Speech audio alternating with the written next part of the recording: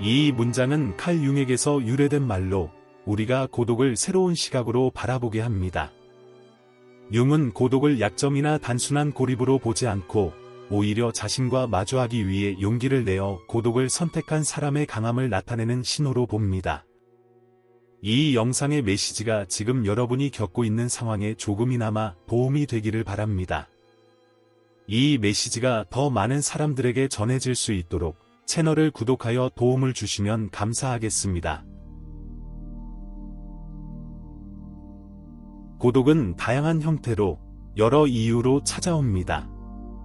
어떤 경우에는 외부의 소음에서 벗어나 명료함을 찾기 위해, 혹은 가족 문제, 유독한 환경을 떠날 용기를 얻기 위해 의식적으로 고독을 선택하기도 합니다.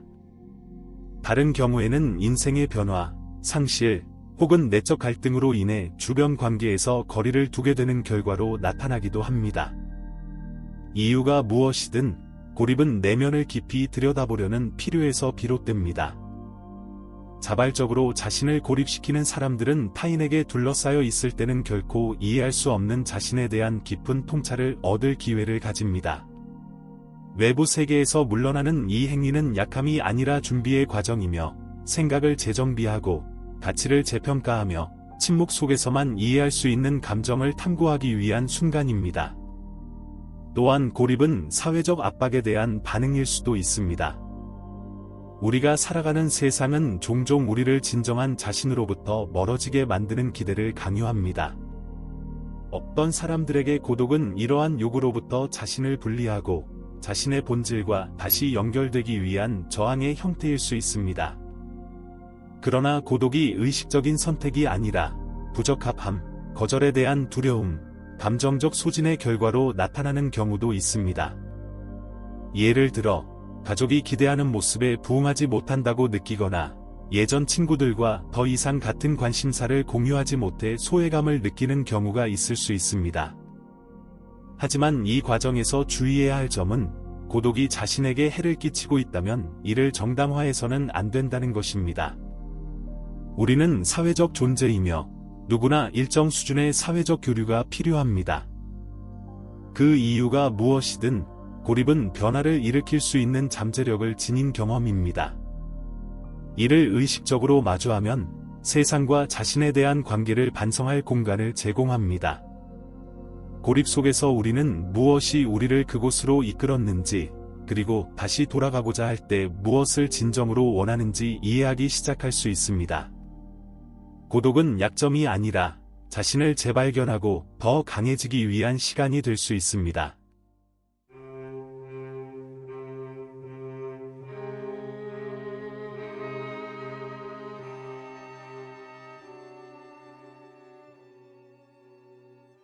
우리가 외부 세계의 산만함이나 소음을 배제하고 혼자 있는 시간을 허락할 때, 이전에는 알아차리지 못했던 자신에 대한 것들을 깨닫기 시작합니다.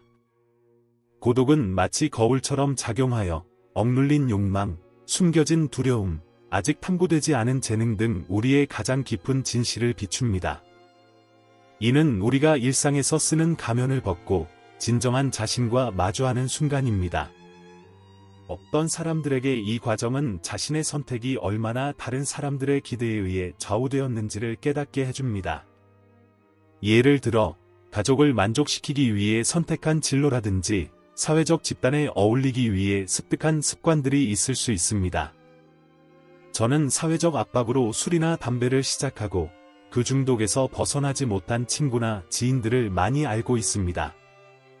여러분도 이런 경험이 있거나 비슷한 사례를 알고 있나요? 댓글로 여러분의 이야기를 공유해 주세요. 여러분과 소통하며 이야기를 나누고 싶습니다. 이러한 맥락에서 고독은 진정으로 내 것인 것과 외부에서 강요된 것을 분리할 기회를 제공합니다. 내면을 성찰할 수 있는 이 공간은 우리가 무엇이 본질적인지, 무엇이 우리를 움직이게 하는지, 그리고 무엇을 놓아야 하는지를 식별하도록 도와줍니다. 반면, 고독은 우리가 직면하기를 회피해온 측면들을 드러내기도 합니다. 후회의 감정, 과거의 상처, 또는 실패에 대한 지속적인 두려움 등이 떠오를 수 있습니다. 이처럼 불편한 감정들은 벌이 아니라 변화를 위한 초대입니다. 여러분은 이러한 감정들을 어떻게 다루고 있나요? 그로부터 무엇을 배울 수 있을까요?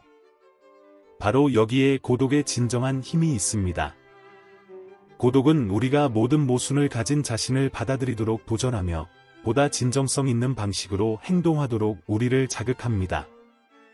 이 과정이 결코 단순하거나 쉬운 것은 아닙니다. 어떤 질문에 대한 답은 시간이 걸릴 수도 있습니다. 괜찮습니다. 중요한 것은 고독이 말해주는 것을 들으려는 의지입니다. 고독은 어렵지만 우리가 용기를 가지고 그것을 마주할 때 우리의 본질과 다시 연결되고 자신의 이야기를 새롭게 써내려가는 도구가 됩니다.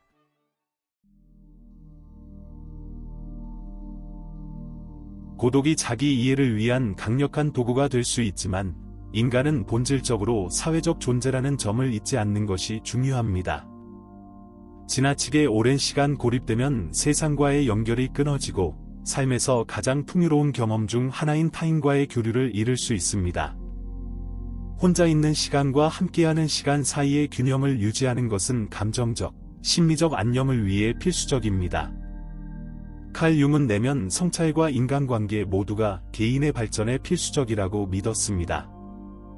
고독은 우리가 누구인지 이해할 기회를 제공하지만 타인과의 상호작용 속에서 우리는 이러한 깨달음을 시험하고 적용하는 법을 배웁니다. 예를 들어 고립된 시간 동안 관계에서 경계를 설정해야 한다는 것을 깨달았다고 해도 실제로는 타인과의 관계 속에서 이를 실행하고 필요한 조정을 하게 됩니다. 이 균형을 유지하기 위해서는 주의 깊은 관찰과 때로는 조정이 필요합니다. 어떤 순간에는 혼자가 되는 것이 필요하지만 다른 순간에는 인간적 접촉이 우리를 다시 세상과 연결해주는 필수적인 역할을 합니다. 친구와의 대화, 우연한 만남, 또는 낯선 사람과 미소를 나누는 작은 상호작용만으로도 소속감을 느끼고 외부 세계와의 유대를 회복할 수 있습니다. 스스로의 신호를 관찰하는 것이 중요합니다.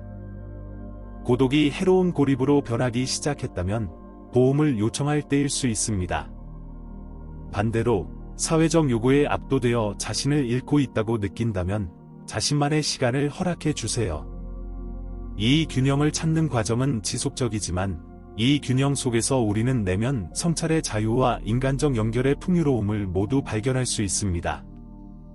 고독은 종종 피해야 할 것처럼 여겨지지만 사실 그것은 인간 여정에서 피할 수 없으며 때로는 꼭 필요한 부분이기도 합니다. 고독은 우리가 내면의 진실과 마주하고 우선순위를 재검토하며 미처 알지 못했던 자신의 강점을 발견하도록 도전합니다. 칼 융은 이러한 성찰의 순간이 약함의 표시가 아니라 변화를 위한 기회이자 성장의 계기라고 가르쳤습니다. 그러나 모든 도구가 그렇듯 고독도 지혜롭게 사용해야 합니다. 인간과의 연결과 균형을 이루었을 때 고독은 해로운 고립이 아닌 배움의 공간으로 변합니다. 고독은 우리 자신을 들여다보는 중요성을 가르치지만 동시에 우리의 삶을 풍요롭게 하는 관계의 가치를 깨닫게 합니다. 그러니 만약 지금 고독의 순간에 있다면 그것을 자신과 다시 연결되는 기회로 삼아보세요. 하지만 잊지 마세요. 우리는 사회적 존재이며 우리의 발견을 다른 사람과 나눌 때 삶은 더욱 의미를 갖게 됩니다. 이 성찰이 공감되셨다면 채널을 구독하고 자기 이해와 개인적 성장을 다루는 더 많은 콘텐츠를 만나보세요. 그리고 댓글로 여러분이 고독 속에서 얻은 가장 큰 깨달음이 무엇인지 나눠주세요. 시청해주셔서 감사합니다. 혼자 있는 것은 하나의 순간일 뿐이지만 그 순간을 성장으로 만드는 것은 여러분의 선택입니다. 다음 영상에서 만나요.